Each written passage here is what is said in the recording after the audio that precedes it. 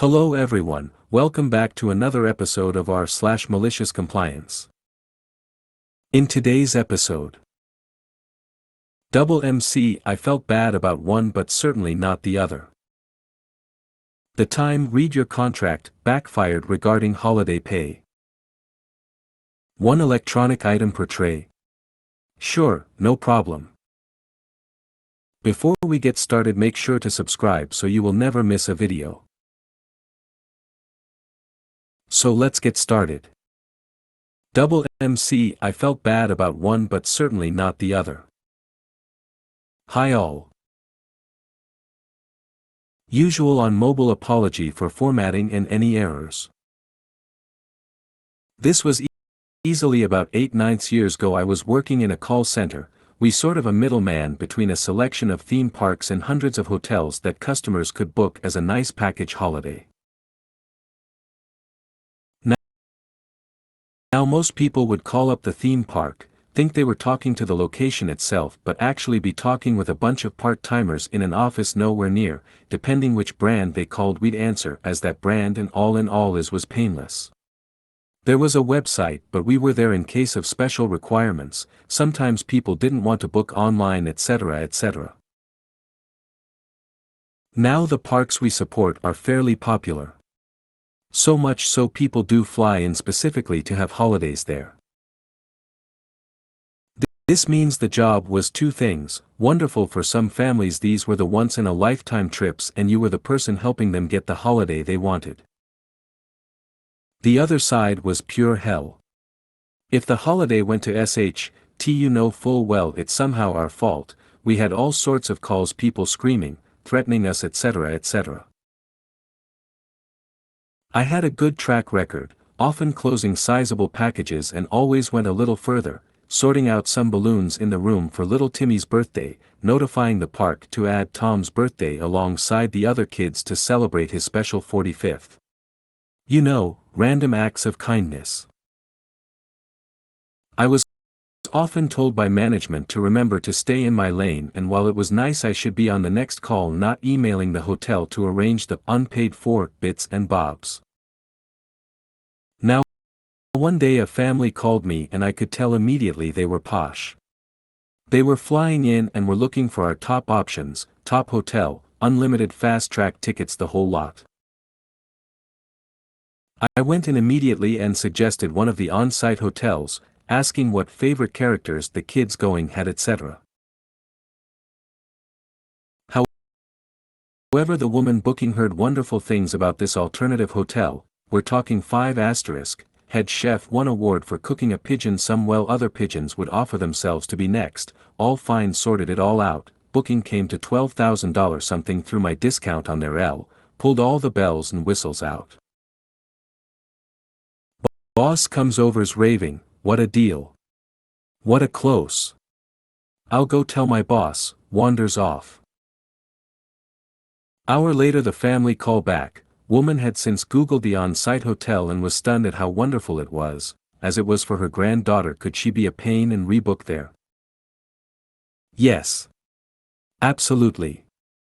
I have to cancel the old booking first, the refund can take the usual however many days, and the second booking made immediately. She went fine, went through and red alert. Her Amex is stalled as 212K shots in a short pace caused some issues. I checked out system, found out it was us blocking it, not her, and had to get a manager to resolve it.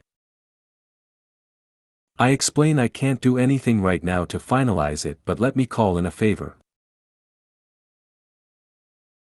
I call into the hotel and explain everything. Could they do me a favor and hold the rooms until we get it all hashed out? Yes. You want your usual balloons bullshit? Their words, yes. Go on then. I log everything in our system, all the conversations, who I spoke to when I went hard as it was a small holiday here. And go ask my manager. She's fuming.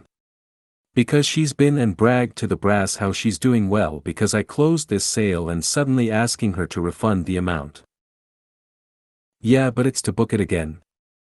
The second booking was actually more and we'd end up still better off, but she wobbled about it. Tells me she will do it but it's end of my shift so go home. I beg her to call the family she said she would. 2 days after my next shift I sit down and see that my weekly total is missing the 12K but not replaced with the 15K. I go ask my manager what's happened, did she speak to them? No, they didn't answer, they'll call back. I asked if I could call them myself. No, get back on the phone, this is not your job is to answer the phones. I protested, this could be 15K we lose, we should chase it. None your extra BS this time, go get on the phones.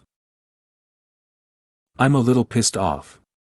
But there is nothing I can do, so I decide the smart thing to do is log everything new in our system including what my manager told me and just answer the phones. 2 days pass and I get a phone call from the family ask for me get patched over. They were ready to pay again. Amazing, let's do it. I call the hotel, sort out the package and all ready to go. The red alert comes up again. My manager hadn't greenlit the payment, however, as the refund had been processed, it was just sat in pending. All my manager had to do was hit a button and the family would get the confirmation email. I speak to my manager, she tells me to FCK off and to stop bothering over this. I mark all that in the account on the system and promptly have a week off. I come back and it's a Sunday night, slowest shift of the week, usually people phoning to tweak a booking, ask what time the park opens etc. But then one phone call came into a newbie. The screamers are easier to deal with, they come in hot and you just play kind and calm. They look deranged and as all calls are recorded if it needs escalating you look sane. It's the calm collected complaints which are the scariest, and this family's grandma. She's definitely killed people.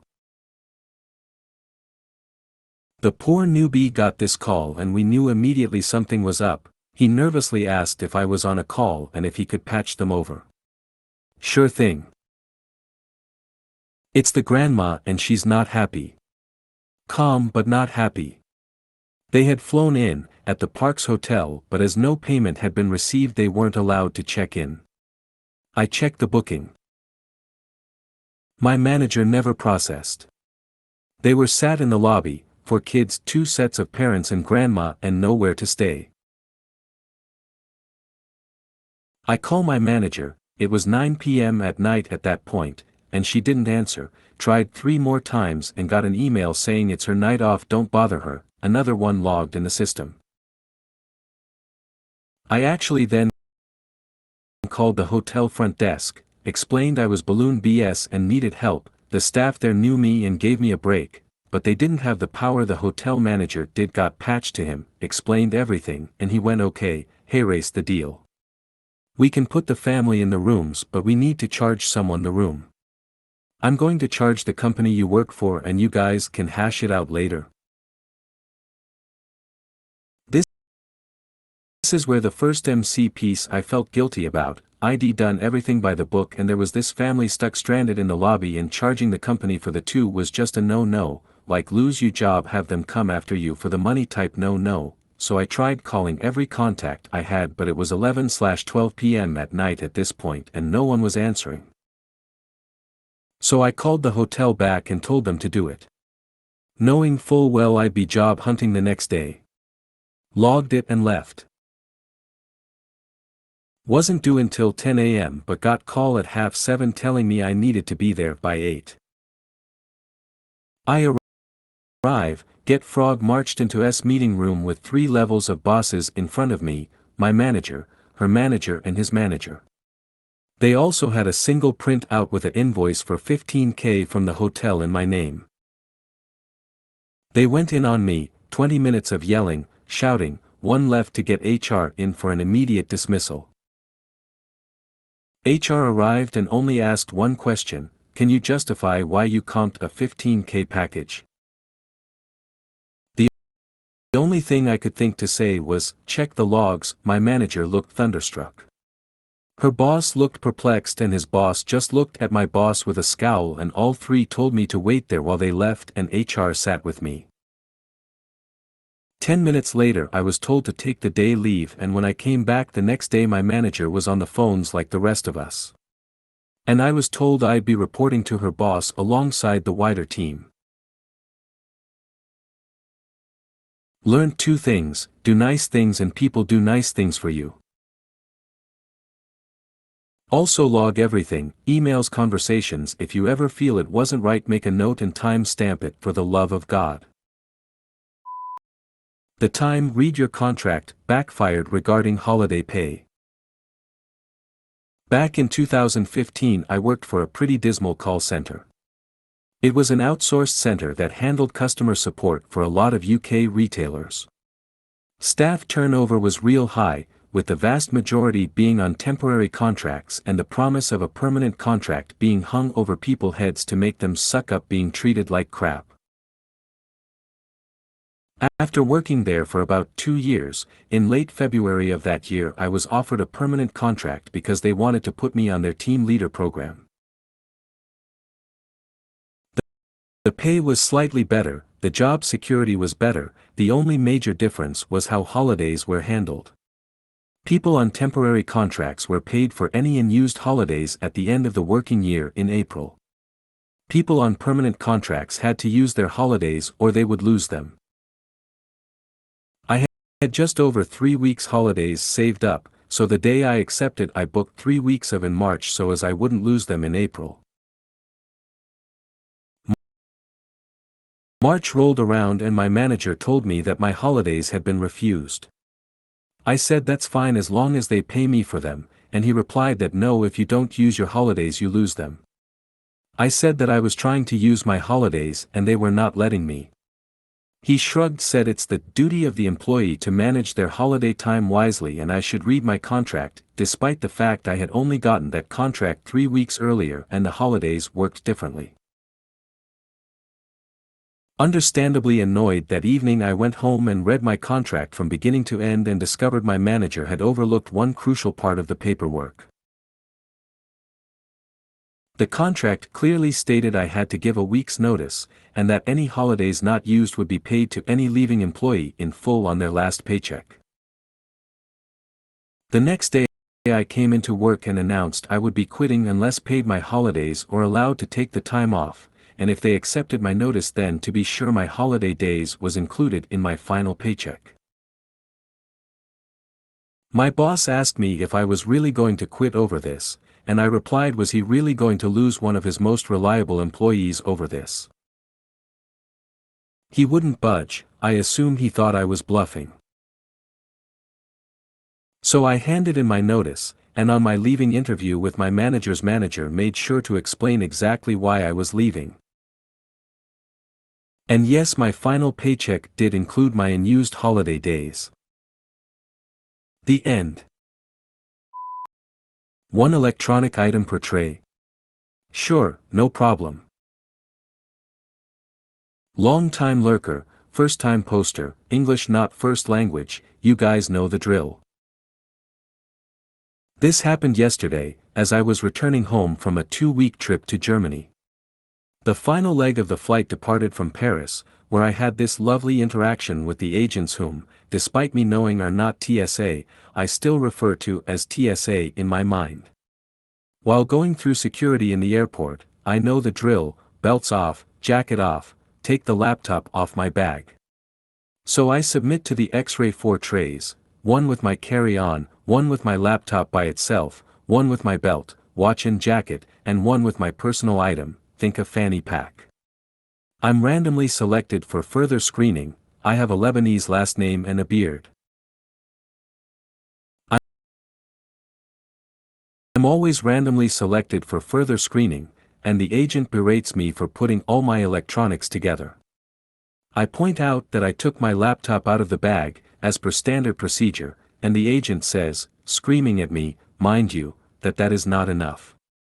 I must take out every electronic device from my carry-on and put each of them in an individual tray, and I'm being sent to the back of the line to do so. Here comes the malicious compliance. There are 2 things this French TSA agent is unaware of. The first thing is that I'm a videographer by trade and I was in Europe to cover an event, Spiel, with video footage and interviews. The second thing is that Air France changed my flight time, so my 2 hours layover became a 10 hours layover, which I'm not particularly happy about.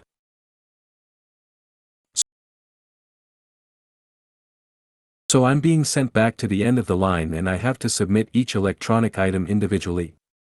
Sure, no complaints from me.